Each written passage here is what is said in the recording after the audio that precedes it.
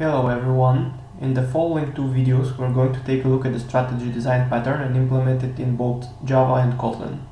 In this video we'll take a look at what the strategy design pattern is in the first place and why it's useful.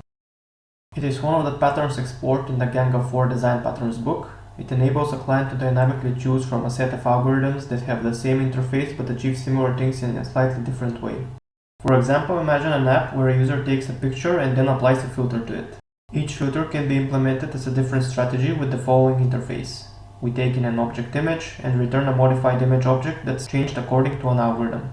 In each filter in this case will be a different strategy.